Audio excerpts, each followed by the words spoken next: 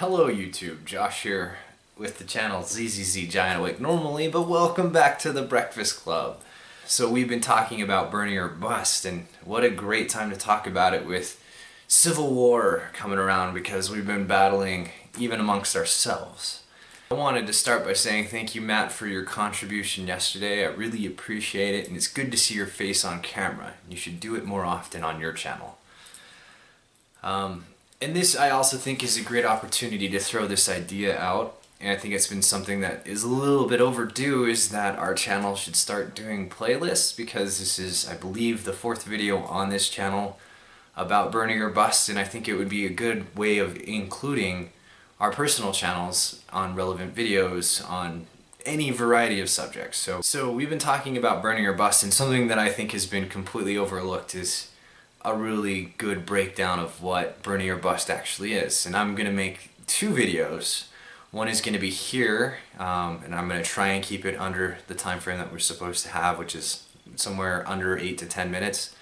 And then I'll have a video up on my channel, a sister video of sorts, and hopefully there will be an annotation over this letting you know where that is. And then also, I'm going to put up an annotation after the first annotation along the side of the screen. So, the basic idea, the very basic idea of Bernie or Bust is that Bernie Sanders is not the nominee for the Democratic Party to write in Bernie Sanders.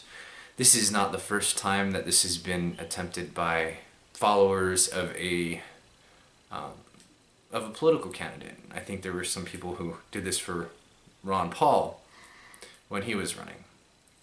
Now, this is not to say that most of the people with the Bernie or Bust movement think that Bernie Sanders has a chance of winning in as a write-in nominee, especially when he'll probably drop out after Hillary wins the nomination.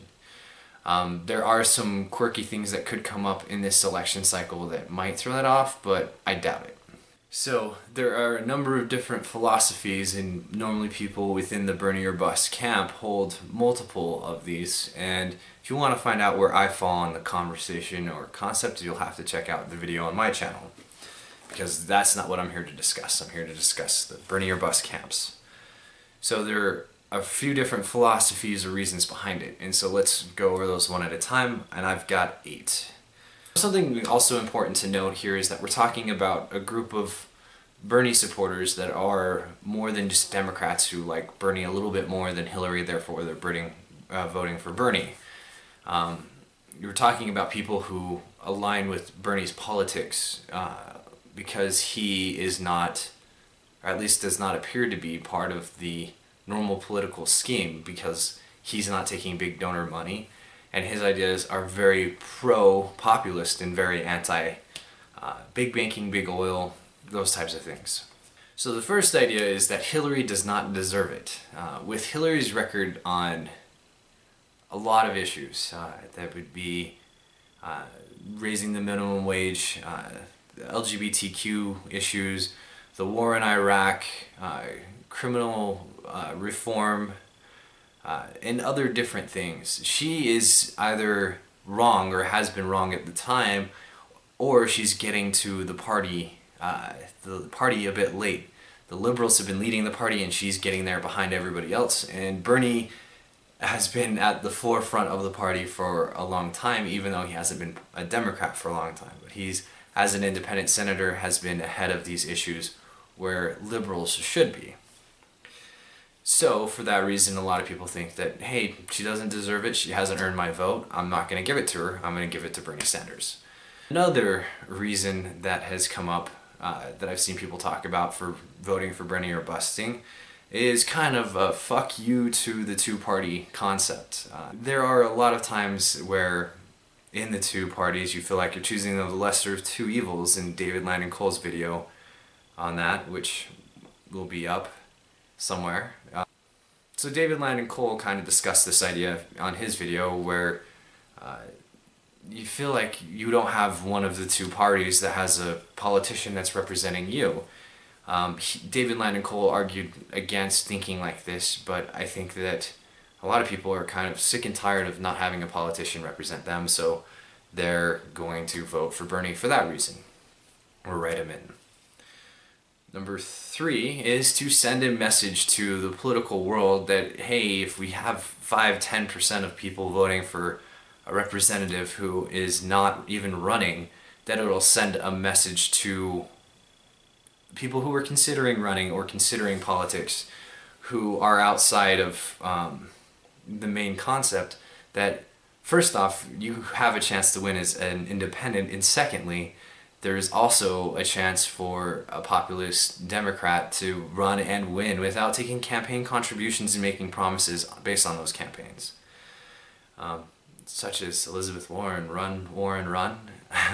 And I honestly think that if Elizabeth Warren had run instead of Bernie Sanders, whereas she is a bit more well-known and more established in the Democratic Party, I think there's a good chance she might have beaten Hillary out. But, different story.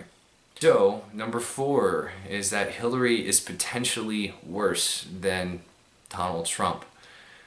The philosophy behind this is the same concept as I've heard behind people talking about, that George Bush Jr. was able to get some tax breaks pushed through temporarily. And he was able to do that because he was president and he had a little bit of support behind him. And it was very pro-corporate tax, but he was not able to make them permanent because he could only do a little bit of change because he had people pushing against him on the left. Whereas 90% of those tax cuts were made permanent by Barack Obama because he's a Democrat. There are issues in places where Democrats can do more damage than Republicans if they're pro-corporate, because usually the Democratic Party is thought of as the pro-populist party, and so, hey, here's a little bit of positive change socially, but we're gonna sneak a little bit of pro-corporate stuff in there too. And we're not gonna get the same scrutiny because you get the pro-populist stuff. Number 5, now this is one that was talked about in Danielle Muscato's paper, is that there are a lot of people worried about Hillary running a clean campaign. There's been some news stories that have broken about the DNC, and I'll talk about these in depth in my video, where the DNC has clearly favored Hillary Clinton, and so has corporate media has clearly favored Hillary Clinton.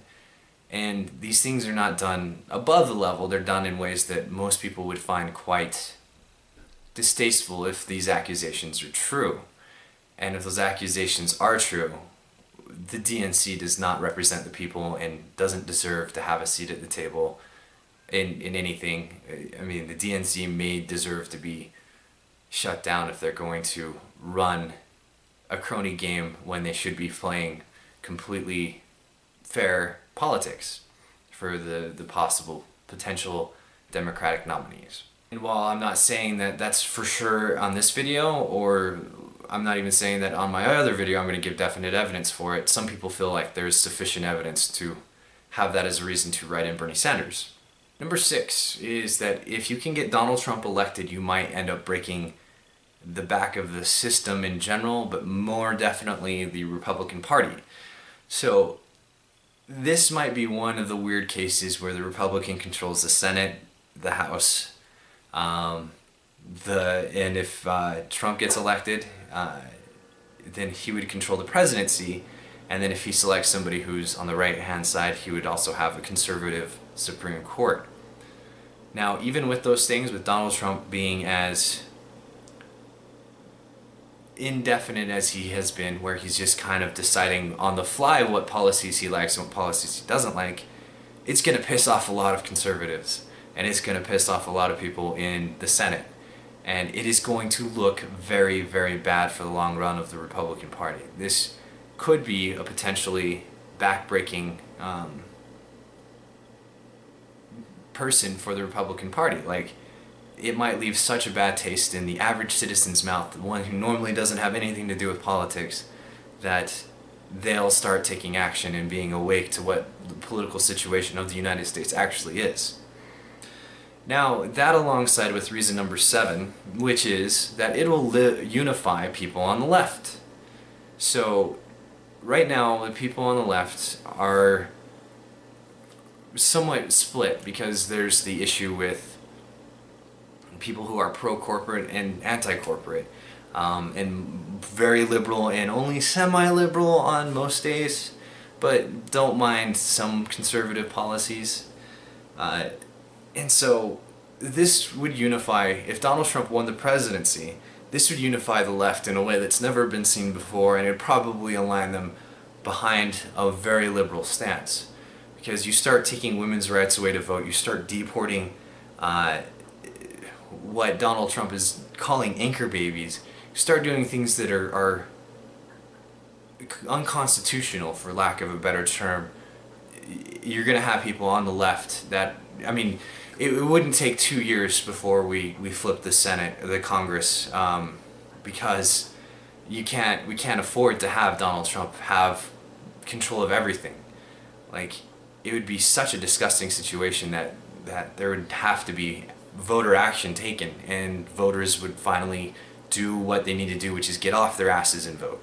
And the last one, and this one I'll talk in great depth on my channel, is voting with your conscience. Is that a lot of people who are in the burn or bust camp cannot, under good conscience, vote for Hillary Clinton or Donald Trump or Ted Cruz or John Kasich or any of the other potential candidates. What I want to leave this video with is a couple of challenges. The first one is ask questions in the question boxes below. If you know the answers to questions, you don't have to wait for a contributor like myself to answer them. Go ahead and discuss away. I'll throw in my opinion every time I get a chance to.